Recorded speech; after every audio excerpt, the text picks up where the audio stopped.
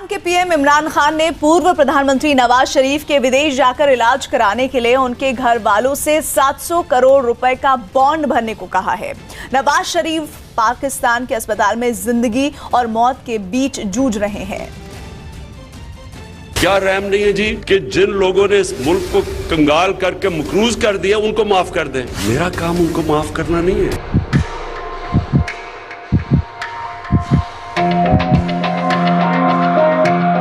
Convicted prisoner को कानून के मुताबिक ECL से नहीं निकाला जाता।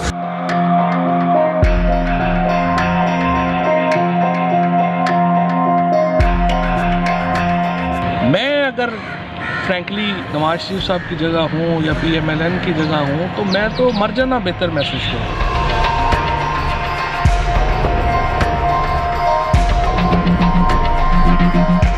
कुर्सी के लिए कुछ भी करेंगे इमरान।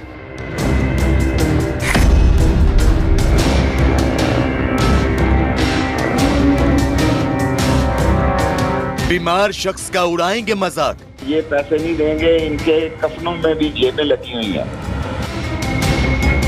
रहम होता है कमजोर तबके के लिए, गरीब तबके के लिए। बड़े बड़े डाकुओं को कौन रहम करता है? रहम कर करके तो NRO दे के तो माशरे का बेड़ा गर्क किया हमने। बीमारी के नाम पर करेंगे सियासत। नवाज शरीफ कहते हैं जी मैं खाना घर से मंगवाऊंगा, खाना अच्छा नहीं है जेल का, पैसा वापस कर दें तो जेल से बाहर जा सकते हैं। वो यानी इतने मसरूफ रहे हैं गरीबों के अस्पताल बनाने के लिए कि अपने लिए अस्पताल नहीं बना सके। इमरान खान की ये सोच पूर्व प्रधानमंत्री नवाज शरीफ के लिए है, जो इस वक्त बिस्तर पर मौत से जंग लड़ रहे हैं। नवाज शरीफ की हालत ऐसी है कि वो बिस्तर से उठ भी नहीं सकते, लेकिन इमरान खान के लिए सियासत शायद जिंदगी और मौत से बढ़कर है। यही वजह है कि मंच कोई भी हो, वो नवाज शरीफ का मजाक उड़ाने से परहेज नहीं करते। जिन लोगों ने इस मुल्क को कंगाल करके मकरूज कर दिया उनको माफ कर दें। मेरा काम उनको माफ करना नहीं है। मेरे पैसे नहीं उन्होंने चोरी किए, कौम के पैसे चोरी किए। रहम होता है कमजोर तबके के लिए, गरीब तबके के लिए। बड़े बड़े डाकुओं को कौन रहम करता है? रहम कर करके तो NRO दे के तो माशरे का बेड़ा गर्क किया हमने। नवाज शरीफ की इस वक्त हालत ऐसी है कि पाकिस्तान में उनका इलाज नहीं हो सकता। पाकिस्तान में उनके इलाज के लिए जरूरी सहूलियत मौजूद नहीं है। इमरान खान की बनाई गई डॉक्टर्स की टीम भी ये कह चुकी है कि नवाज को जल्द से जल्द इलाज के लिए विदेश भेजा जाए। इसके बावजूद इमरान नवाज के विदेश जाने के रास्ते में रोड़ा बनकर खड़े हो गए हैं।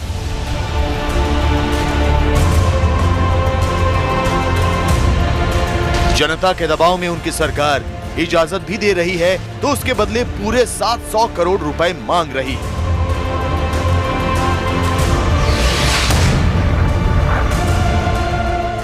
वफाकी काबीना ने नवाज शरीफ का नाम ECL से निकालने की मशरूत मंजूरी दे दी है। नवाज शरीफ को मुल्क से बाहर जाने के लिए सिक्योरिटी बॉन्ड जमा कराना होगा। जमानत वफाकी वजीर कानून फरोग नसीम की तरफ से शहबाज शरीफ के नुमाइंदे से मांगी।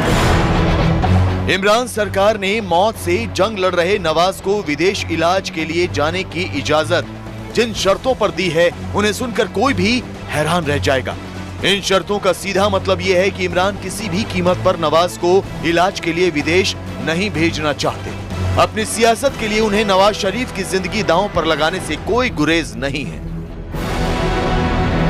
इंडेमनिटी बॉन्ड अगर दे देते हैं to the satisfaction of additional secretary of the ministry of interior, he may proceed 4 हफ्ते के बाद नेचुरली जिस तरह की उनकी मेडिकल कंडीशन होगी, लेकिन ये 1 टाइम परमिशन है।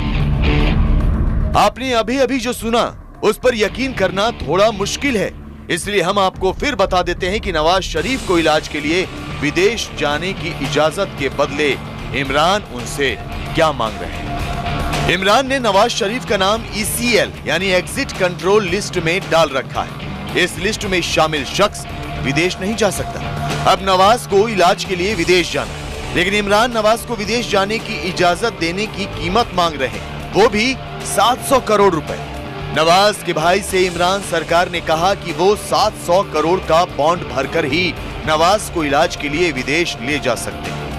नवाज शरीफ 7 अरब का इंडेमनिटी बॉन्ड जमा कराएं और चले जाएं। हुकूमत ने नवाज शरीफ को इलाज के लिए बाहर जाने की मशरूत इजाज़त दे दी।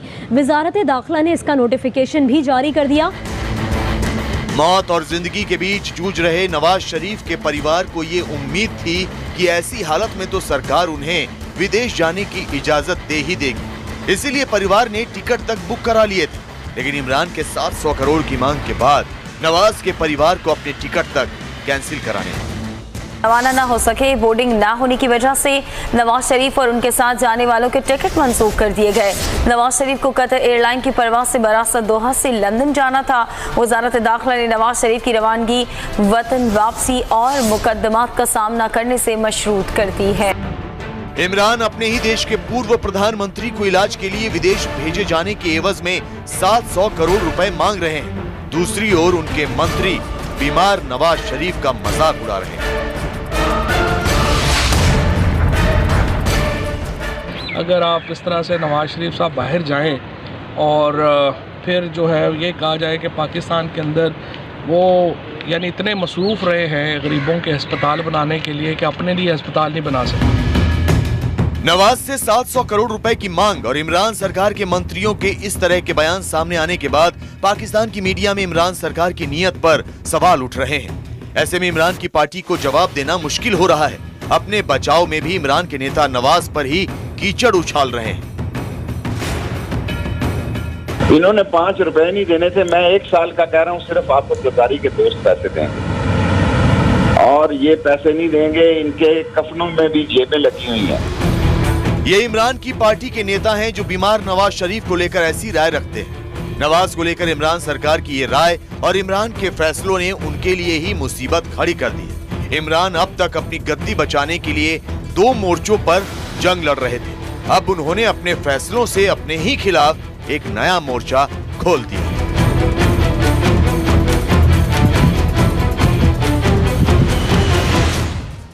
पीएम इमरान की शर्त के बाद नवाज शरीफ के परिवार ने अपनी बेबसी पाकिस्तान की जनता के सामने जता दी और उनकी गंभीर हालत के बारे में लोगों को बता दिया, जिस पर लोगों का गुस्सा फूट पड़ा।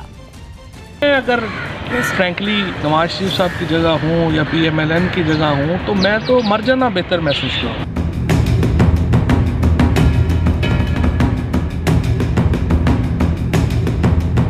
इलाज करवाने के लिए इमरान मांगे रंगदारी।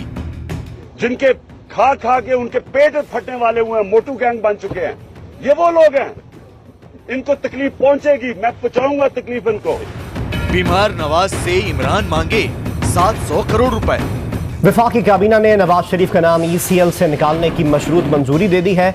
नवाज शरीफ को मुल्क से बाहर जाने के लिए सिक्योरिटी बॉन्ड जमा कराना होगा। जमानत वफाकी वजीर कानून फरोग नसीम की तरफ से शहबाज शरीफ के नुमाइंदे से मांगी गई। नवाज शरीफ को इलाज के लिए विदेश जाने की इमरान ने जो कीमत मांगी, उसे लेकर पूरे पाकिस्तान में बहस छिड़ गई।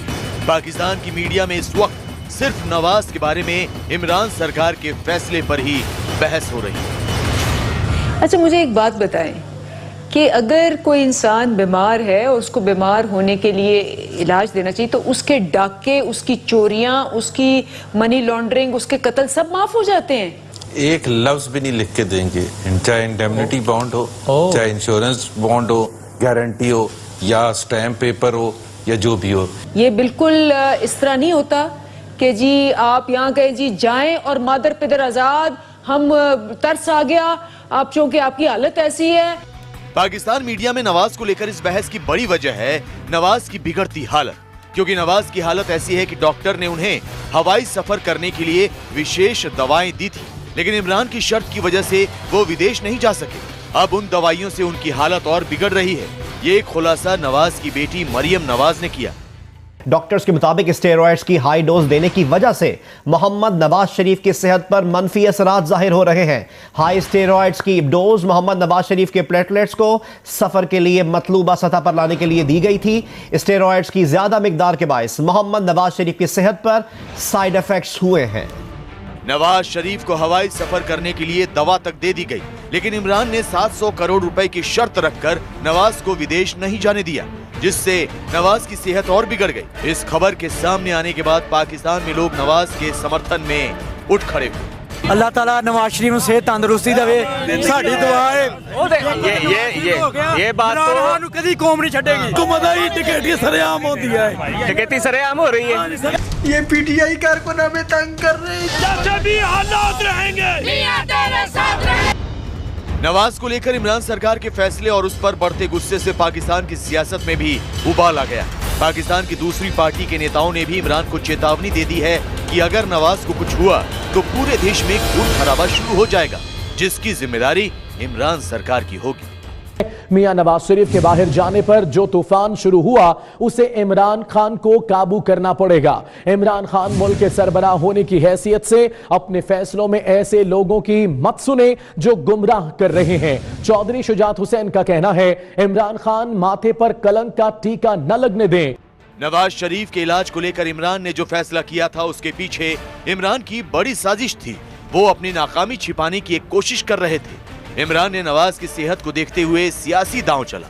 इमरान को उम्मीद थी कि नवाज का परिवार बॉन्ड भर देगा, जिससे वो अपने कार्यकर्ताओं को खुश कर देंगे, लेकिन नवाज के परिवार ने बॉन्ड भरने से इनकार कर दिया, जिससे इमरान खान बुरी तरह फंस गए। इमरान की मुसीबत नवाज शरीफ की पार्टी की ओर से किसी भी तरह का बॉन्ड भरने का इनकार करने के बाद शुरू हुई। एक लफ्ज भी नहीं लिख के देंगे, चाहे इंडेमनिटी बॉन्ड हो, चाहे इंश्योरेंस बॉन्ड हो, गारंटी हो या स्टैम्प पेपर हो या जो भी हो, बिकॉज पहली बात तो ये तय कर लिया डिसाइड। नवाज की पार्टी के इस इनकार के बाद ही इमरान खान फंस गए। उन पर पाकिस्तान मीडिया में भी सवाल उठाए जाने लगे। पाकिस्तान मीडिया अब खुलकर इमरान की पार्टी के नेताओं से सरकार के फैसले पर सवाल कर रही है। यही नहीं, मीडिया में इमरान सरकार की नीयत पर भी सवाल उठाए जा रहे हैं। कहा यहाँ तक जा रहा है कि इमरान अपने कार्यकर्ताओं को खुश करने के लिए देश के पूर्व प्रधानमंत्री की जिंदगी से खिलवाड़ कर रहे हैं। तो मियां साहब बच नहीं पाएंगे अगर वापस नहीं आए तो, लेकिन मसला है कि आपको सिर्फ ये डर है कि यार हम अपने वोटर्स को क्या कहेंगे, क्योंकि हमारे पास दिखाने को परफॉर्मेंस तो है नहीं। दिखाने को हमारे पास एक ही जुमला है कि ये चोर भी जेल में है, वो डकैत भी जेल में है। चौतरफा घिरी इमरान सरकार को ये समझ आ गया कि वो पूरी तरह से घिर गए हैं। इसीलिए इमरान ने अपने बचाव के लिए नेताओं को उतारा, जो अब तरह तरह की दलीलों से इमरान के फैसले का बचाव कर रहे हैं। और इसमें हुकूमत के पास ये भी इख्तियार है कि वो जिस मुल्क भी जाना चाहेंगे उस मुल्क के साथ डिप्लोमेटिक चैनल के थ्रू हम ये कन्वे करें कि इनको इन कंडीशंस के साथ भेजा जा रहा है, बिकॉज माजी में ये भी हुआ है कि कुछ लोग गए हैं और वो वापस नहीं आए। इमरान खान महंगाई और मौलाना से पहले ही जूझ रहे थे, अब नवाज शरीफ पर उनका फैसला भी गले की फांस बन गया है। पाकिस्तान में जिस तरह से सरकार के खिलाफ गुस्सा बढ़ रहा है, उससे सड़कों पर खून खराबे का खतरा बढ़ता ही जा रहा है।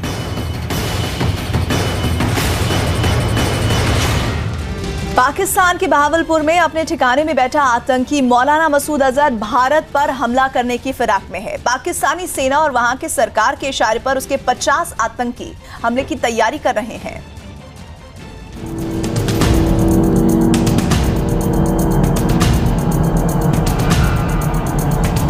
इमरान के खूनी मौलाना की नई साजिश। इंडिया तो एक महीने की मार नहीं है, एक महीने की मार नहीं है, फिर कहता हूं एक महीने की मार नहीं है।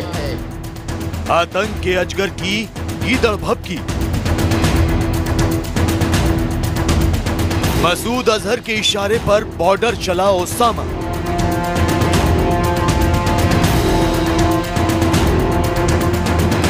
आतंक के मौलाना का मिशन कश्मीर।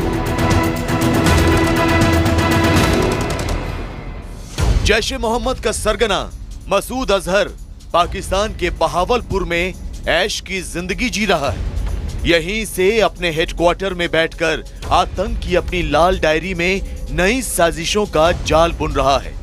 तो बहावलपुर से ही दहशत की दुकान चलाने वाला मौलाना उस शैतान को भारत में दाखिल कराना चाहता है जिसका पेशा ही इंसानियत का कत्ल करना है। रोंगटे खड़े करने वाली हकीकत तो ये है कि उस शैतान की दरिंदगी देखकर मसूद अजहर खुश, बहुत खुश हो जाता है। मसूद अजहर उस शैतान पर सबसे ज्यादा भरोसा करता है और उसका नाम है ओसामा अजहर। खुफिया सूत्रों से मिली जानकारी के मुताबिक ओसामा मसूद अजहर का सबसे करीबी और सबसे एक्टिव कमांडर है। मसूद अजहर ओसामा पर आंख मूंद कर भरोसा करता है और शायद यही वजह है कि मसूद अजहर ने एक ऐसा आतंकियों का दस्ता बनाया है जिसकी कमान ओसामा के हाथ में दी गई है। ये आतंकियों का दस्ता जम्मू कश्मीर के रास्ते भारत में घुसपैठ कर किसी बड़ी आतंकी वारदात को अंजाम देने की फिराक में है। पाकिस्तान में बैठा मसूद अजहर अपने भांजे, भतीजे और अपने बॉडीगार्ड की मौत के सदमे से अब तक उबर नहीं सका है। भारतीय सेना ने ही मसूद अजहर के इन 3 करीबियों को जहन्नुम पहुंचाया था। लिहाजा आतंक के मौलाना की कोशिश है कि हिंदुस्तान की फौज पर पुलवामा जैसा हमला कर अपने रिश्तेदारों की मौत का बदला लिया जाए। इस काम के लिए मौलाना मसूद अजहर ने अपने सबसे भरोसेमंद सिपाही ओसामा अजहर उर्फ ओसामा यूसुफ को चुना है। ओसामा अजहर 2018 तक अफगानिस्तान में सक्रिय रहा है। फिलहाल ओसामा बालाकोट और मनशेरा में जैश के आतंकी कैंप का इंचार्ज है। यही नहीं, जैश के गढ़ बहावलपुर की उस्मान वैली में स्थित आतंकी कैंप का कमांडर भी यही है। इसमें कोई शक नहीं कि अगर मसूद अजहर जैसे खूंखार आतंकी ने ओसामा को भारत में घुसपैठ का जिम्मा सौंपा है तो वो हद से गुजर जाएगा। वैसे भी जिस आतंकी ने अफगानिस्तान में बम, गोली और बारूद से जिहाद के नाम पर कत्लो गारत मचाया हो, उससे सावधान रहने की जरूरत तो है। लेकिन सच तो यही है कि आतंक के इस नए ओसामा के बारे में बहुत ज्यादा जानकारी नहीं है। इसकी तस्वीर तक नहीं है। सिर्फ इतना पता है कि ये आतंकियों की एक टोली लेकर पाकिस्तान के सियालकोट सेक्टर से घुसपैठ की तैयारी में है। वही सियालकोट सेक्टर जहां पिछले 3 महीनों से घुसपैठ की कोई कोशिश नहीं हुई है। आईबी सेक्टर से इन्फिल्ट्रेशन करना थोड़ा आसान माना जाता है क्योंकि टेरेन ऐसी है, नाले हैं और कई बार खराब मौसम, धुंध वगैरह है इस वक्त, उसका फ़ायदा उठाकर ये आतंकवादी जो हैं घुस सकते हैं। तो इसलिए कोशिश ये की जा रही है और जो कॉन्टैक्ट रेट आईबी के ऊपर है वो एलओसी के मुकाबले में कम है। खुफिया सूत्रों से मिली जानकारी के मुताबिक बालाकोट में पाकिस्तान की सेना और आईएसआई की मदद से आतंकियों के लिए ट्रेनिंग कैंप दोबारा बना लिए गए हैं। यहीं से जैश-ए मोहम्मद का सरगना मौलाना मसूद अजहर अपने 50 आतंकियों को ट्रेनिंग दिलाकर भारत में दाखिल कराना चाहता है। इन 50 आतंकियों का लीडर ओसामा अजहर को बनाया गया है। लेकिन इमरान के राज में खुलेआम आतंक की खूनी किताब लिखने वाले मौलाना मसूद अजहर को भी पता है कि उसके चहेते ओसामा का हश्र क्या होगा। भारतीय सेना का अचूक निशाना उसकी तमाम साजिशों पर पानी फेर देगा। सीमा पार पाकिस्तान की हरकत का मुंहतोड़ जवाब देने के लिए हमारी थल सेना तैयार है। 21 स्ट्राइक कोर के जवान दुश्मन देश को धूल चटाने के लिए युद्ध अभ्यास कर रही है। सिंधु सुदर्शन 7 नाम से ये युद्ध अभ्यास 18 नवंबर तक चलेगा।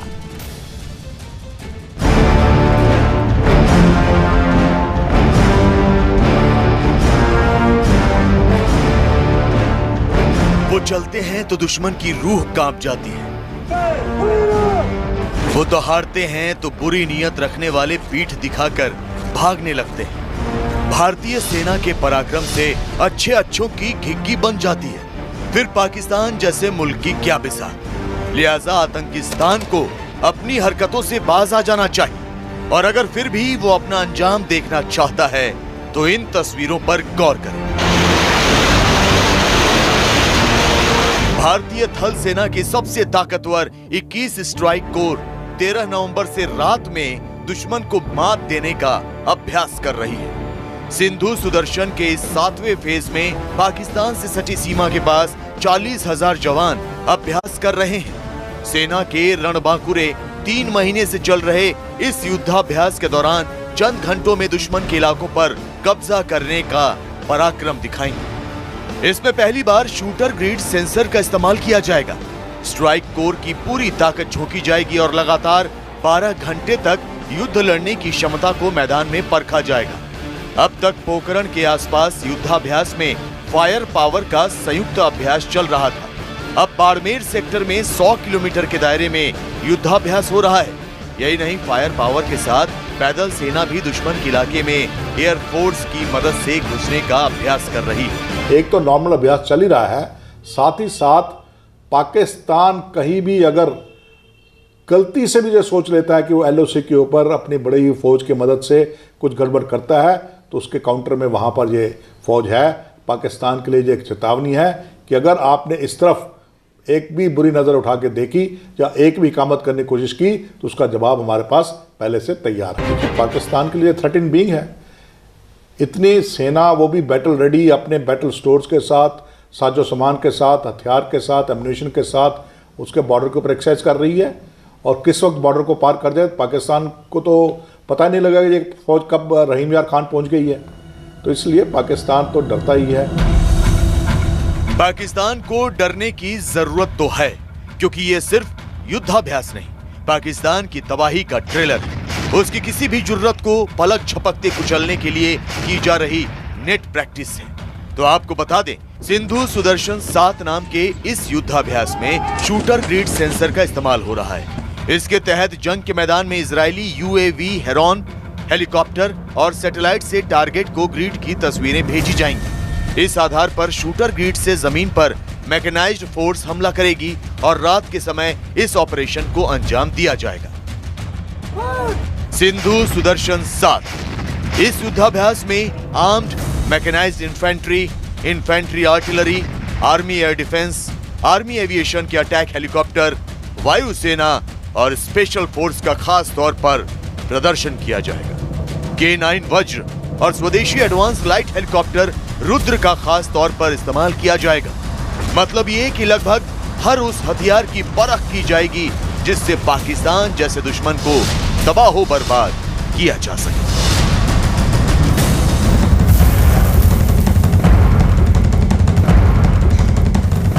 और इस वक्त की बड़ी खबर, प्रदूषण को लेकर बुलाई गई बैठक में कई अधिकारियों और समिति के सांसद सदस्यों की तरफ से नहीं पहुंचने पर अब स्टैंडिंग कमेटी के चेयरमैन ने लोकसभा स्पीकर को चिट्ठी लिखने की तैयारी की है।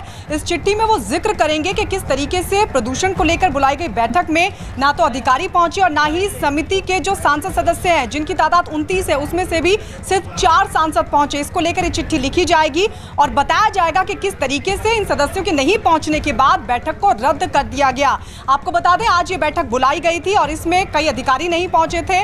शहरी विकास मंत्रालय की तरफ से दरअसल संसदीय समिति की बैठक होनी थी और इसमें 4 सांसद पहुंचे थे, जिसके बाद इस बैठक को रद्द करना पड़ा था। सेंटर में पोल्यूशन मीटिंग थी जिसमें सभी को जाना था, आप सभी कमिश्नर्स को भी जाना था, एक भी कमिश्नर नहीं पहुंचे आज और मीटिंग कैंसिल हो गई। आप किस तरीके से? आज मुझे इसका भी आइडिया नहीं है। I have no idea, because मैं तो यहाँ बजट में था। I have no idea about that. आज मीटिंग कैंसिल हो गई है जी। अच्छा, okay, I have no idea. और चलिए हम रुक कर लेते हैं हमारे सहयोगी विक्रांत की तरफ, जो इस वक्त हमारे साथ जुड़ गए हैं।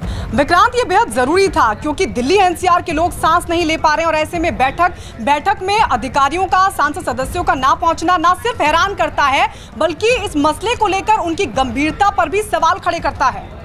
देखिए, बिल्कुल गायत्री, आज की तारीख में अगर हम बात करें तो पूरा उत्तर भारत जो है वो प्रदूषण की चपेट में है। पूरे उत्तर भारत में लोगों को स्कूलों की छुट्टियां की जा रही हैं, रोज़ स्कूलों की बीच बीच में छुट्टियां NCR में की जा रही हैं क्योंकि बच्चे सांस नहीं ले पा रहे। और ये उम्मीद की जा रही है कि देश के कानून निर्माता जो हैं वो इस समस्या का हल निकालेंगे। तो स्टैंडिंग कमेटी की बैठक हुई, उस बैठक का एजेंडा खास तौर से ये था कि दिल्ली NCR में जो प्रदूषण फैला है उसको किस तरीके से रोकथाम किया जाए और आगे क्या कदम उठाने की ज़रूरत है। तो इतने महत्वपूर्ण विषय पर बैठक होनी थी, लेकिन 29 में से केवल 4 सांसद पहुंचते हैं और इसके अलावा जिन अधिकारियों पर जिम्मेदारी है कि वो इस कमेटी में जो फैसले होंगे या ये जानकारी देंगे कि अब तक क्या क्या कदम उठाए गए हैं, वो अधिकारी नादारद रहे। चाहे हम एनवायरमेंट मिनिस्ट्री के सीनियर अधिकारियों की बात करें या फिर दिल्ली के तीनों नगर निगम जिनके ऊपर बहुत बड़ी जिम्मेदारी है, उन तीनों नगर निगम के कमिश्नरों की बात करें, DDA के VC की बात करें, ये सभी अधिकारी इस बैठक से गायब थे। तो निश्चित तौर पर एक बड़ा सवाल जरूर उठता है कि कितना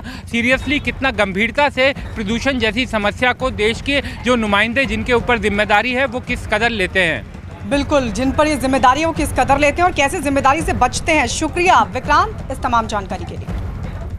उधर बिहार के बक्सर में अस्पताल में सुविधाओं का वादा याद दिलाने पर केंद्रीय स्वास्थ्य राज्य मंत्री अश्विनी चौबे कुछ लोगों पर भड़क गए। ये घटना उस वक्त हुई जब अश्विनी चौबे अपने कुछ समर्थकों के साथ सर्किट हाउस में जा रहे थे। तभी हाथों में पोस्टर लिए इन लोगों को देख अश्विनी चौबे भड़क गए और गुस्से में सर्किट हाउस के गेट से लौटे और पोस्टर लेकर खड़े लोगों को धमकाने लगे। नाराज केंद्रीय मंत्री यहीं नहीं रुके, बल्कि पोस्टर लेकर खड़े आदमी के पास पहुंचे और उसका पोस्टर भी फाड़ दिया। जिसके बाद दोनों में बहस शुरू हो गई। तमाशा है, आप 1 महीने का आश्वासन दिए थे, आप 1 महीने का उंगली मत दिखाइए, माननीय सांसद उंगली मत दिखाइए। थोड़ी देर बहस करने के बाद केंद्रीय मंत्री अश्विनी चौबे अपनी गाड़ी की तरफ बढ़ गए, जबकि पोस्टर लेकर खड़ा आदमी उन्हें उनका किया हुआ वादा याद दिलाने की कोशिश करता रहा। आप भी वादा किए थे कि 1 महीना के अंदर अल्ट्रासाउंड शुरू होगा, अभी 3 महीना हो गया। आप गाली दे रहे हैं, उंगली दिखा रहे हैं, मार रहे हैं, आप मरवाइए रहा। हंगामा होते देख अश्विनी चौबे के कई समर्थक वहां जुट गए, लेकिन बक्सर के सदर अस्पताल में सुविधाओं की मांग कर रहे लोग वहीं खड़े रहे और पोस्टर उठाकर फिर से स्वास्थ्य राज्य मंत्री के खिलाफ प्रदर्शन करने लगे, जिसे देख वहां मौजूद अश्विनी चौबे के समर्थक उनके पक्ष में नारेबाजी करने लगे। अश्विनी चौबे जिंदाबाद। इस दौरान हाथों में पोस्टर लेकर खड़े लोगों का विरोध भी लगातार जारी रहा। आपके 100 जिम्मेदारी और एक ये मुर्दाबाद भारी है। अश्विनी चौबे से नाराज लोगों ने उनके खिलाफ प्रदर्शन करने की चेतावनी भी दी। विकलांग शांत नहीं रहेंगे। जिले के विकलांग की ओर से आह्वान करते हैं कि आने वाले समय में इतनी बुरी स्थिति करेंगे जो कि ये खुद सोचेंगे कि मैंने क्या एक अपंग के साथ किए। लोगों के परेशान होकर हंगामा करने की जानकारी मिलते ही आरजेडी ने भी प्रदेश सरकार पर हमला बोल दिया। ये पूरी तरह से बिहार सरकार की नाकामी को उजागर करता है कि बिहार में कोई काम नहीं हो रहा है। ममता बनर्जी के महाराष्ट्र के राज्यपाल पर निशाना साधने पर वार पलटवार तेज हो गया। ममता बनर्जी ने कार्यक्रम के दौरान महाराष्ट्र के सियासी संकट के लिए वहां के राज्यपाल को जिम्मेदार ठहराया था और इशारों इशारों में भगत सिंह कोश्यारी पर बीजेपी के इशारे पर काम करने का आरोप लगाया था। There are some people who are behaving just like a BJP mouthpiece. In my state also you have seen what is going on. जिसके बाद कांग्रेस ने बिना देर किए ममता की बात को सही ठहरा दिया। ममता बनर्जी बिल्कुल ठीक कह रही, उनके यहाँ भी ये कोशिश होगी। बात संवैधानिक पद की थी, लिहाजा बीजेपी ने इस बयान के लिए ममता बनर्जी को ही कटघरे में खड़ा कर दिया। मैं समझता हूँ कॉन्स्टिट्यूशनल रिस्पॉन्सिबिलिटी पर कोई विश्वास करने वाला मुख्यमंत्री ऐसा कभी कहेंगे नहीं। वेस्ट बैंक में फिलिस्तीन के लोगों और इजराइल के सुरक्षा बलों के बीच हुई हिंसक झड़प में कई लोग घायल हो गए। ये लोग गाजा में इजराइल के हवाई हमलों का विरोध करने के लिए सड़कों पर उतरे थे, लेकिन देखते ही देखते उनका ये प्रदर्शन हिंसक झड़प में बदल गया। प्रदर्शनकारियों ने आगजनी करते हुए सड़क को बंद कर दिया और इजराइल के सैनिकों पर जमकर पथराव किया। जवाबी कार्रवाई में सुरक्षा बल ने भी लोगों पर आंसू गैस के गोले दागे। इजराइल के सैनिकों ने प्रदर्शन कर रहे लोगों को खदेड़ने के लिए फायरिंग भी की। प्रदर्शनकारियों पर पानी की बौछार भी की गई, लेकिन सुरक्षा बल की सख्ती के बावजूद फिलिस्तीन के लोग पीछे नहीं हटे। प्रदर्शनकारियों ने जवानों पर पथराव जारी रखा। देश भर की आपराधिक घटनाओं का रिकॉर्ड जुटाने वाली संस्था एनसीआरबी ने 2017 में ट्रेनों में हुए अपराध का आंकड़ा जारी किया। एनसीआरबी ने बताया कि 2017 में ट्रेनों में चोरी के 74,000 से ज्यादा मामले दर्ज किए गए, जिनमें 12,000 से ज्यादा मामले मेट्रो में चोरी के हैं। एनसीआरबी के मुताबिक इस दौरान देश भर में ट्रेनों से करीब 157 करोड़ रुपए का सामान चुराया गया। 2017 में ट्रेनों में चोरी के मामले में महाराष्ट्र की हालत सबसे खराब रही, जबकि दूसरे नंबर पर मध्य प्रदेश रहा। वहीं तीसरे गुजरात का नंबर आता है। दिल्ली तीसरे, गुजरात चौथे और तमिलनाडु 5वें नंबर पर रहा। एनसीआरबी की रिपोर्ट के मुताबिक ट्रेनों में सबसे ज्यादा 43 लोगों की हत्या हरियाणा में हुई, जबकि दूसरे नंबर पर पश्चिम बंगाल रहा, जहां 33 लोगों की हत्या ट्रेनों में की गई थी। हिमाचल प्रदेश के कुल्लू को लाहौल से जोड़ने वाले रोहतांग दर्रे में भारी बर्फबारी के बाद कई गाड़ियां फंस गईं। लगातार हो रही भारी बर्फबारी की वजह से सड़कों पर बर्फ की मोटी चादर जम गई, जिसके बाद वहां से गुजरने वाली गाड़ियां और कई ट्रक बर्फ में फंस गए। वहां मौजूद लोगों ने ट्रकों और दूसरी गाड़ियों को बर्फ से निकालने की कोशिश की। इसके लिए पहले लोगों ने सड़क से बर्फ को हटाया और फिर धक्का मारकर ट्रक को निकालने के लिए पूरा जोर लगाया, लेकिन ट्रक बर्फ पर आगे बढ़ने के बजाय फिसलने लगा, जिसके बाद बीआरओ यानी बॉर्डर रोड ऑर्गेनाइजेशन के जवानों ने रोहतांग दर्रे पर सड़कों पर जमी बर्फ हटाने का काम शुरू किया, मगर सड़क पर बर्फ की मोटी चादर जमा होने की वजह से गाड़ियों को नहीं निकाला जा सका। इस दौरान लोगों को काफी परेशानियों का सामना करना पड़ा। ना तो प्रशासन ना तो बीआरओ कोई भी यानी कि लोगों की सुध लेने के लिए यहाँ नहीं आ रहा है, ना कोई भी पूछताछ नहीं है। सैकड़ों लोग अभी इस टाइम फंसे हुए, अगर देखो अंधेरा हो जाता, रात हो जाती है तो कुछ भी अनहोनी हो सकती है। छोटे बच्चे भी हैं, यहाँ महिलाएं हैं, काफी बुजुर्ग हैं। लोकसभा अध्यक्ष ओम बिरला ने संसद के शीतकालीन सत्र पर सभी दलों से चर्चा की। 17 नवंबर को लोकसभा अध्यक्ष ओम बिरला ने सभी दलों की एक बैठक बुलाई है। इस बैठक में 18 नवंबर से शुरू होने वाले संसद के शीतकालीन सत्र पर चर्चा होगी। महाराष्ट्र के पूर्व सीएम देवेंद्र फडणवीस ने राज्यपाल से मुलाकात की। इस दौरान उन्होंने बारिश से किसानों को हुए नुकसान का मुद्दा उठाया और तुरंत उनकी मदद करने की अपील की।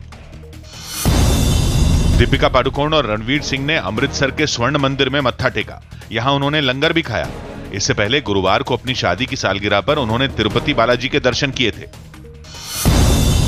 भारतीय महिला क्रिकेट टीम ने तीसरे टी20 मैच में वेस्टइंडीज को 7 विकेट से हरा दिया। इसी के साथ भारत ने 5 मैचों की ये सीरीज 3-0 से अपने नाम कर ली। बिहार के बेतिया में मालगाड़ी से सामान उतरवाने के मुद्दे पर पुलिस की मौजूदगी में 2 गुटों में जमकर मारपीट हुई। कुमारबाग रेलवे स्टेशन पर बनाई गई सामान उतारने की जगह पर कब्जे के लिए विवाद बढ़ गया और दोनों गुट आपस में भिड़ गए। ये सब तब हुआ जब पुलिस वहीं मौजूद थी, लेकिन दोनों गुटों के लोगों को इससे कोई फर्क नहीं पड़ा और वो मारपीट पर उतारू हो गए। इस दौरान कुछ लोगों ने हाथों में डंडे उठा लिए, जिसके बाद पुलिस ने हंगामा रोकने की कोशिश की, लेकिन झड़प जारी रही। झड़प के दौरान हरी जैकेट पहने एक आदमी ने फायरिंग के लिए बंदूक तक उठा ली, जिसे वहां मौजूद एक पुलिस वाले ने लाठी की मदद से रोक दिया। इस बीच एक गुट ने दूसरे पर फायरिंग का आरोप लगा दिया। हम लोग को मारने लगे, बंदूक फायरिंग की है। मेरा भी फटा, मेरे छोटे भाई का भी फट गया है कपा, जो बेतिया में अभी इलाज करा रहा है। 2 गुटों के हंगामे की वजह से वहां के हालात इतने खराब हो गए कि कुमारबाग रेलवे स्टेशन के प्लेटफॉर्म से लेकर आसपास के इलाके में जगह जगह पुलिस की तैनाती दिखी।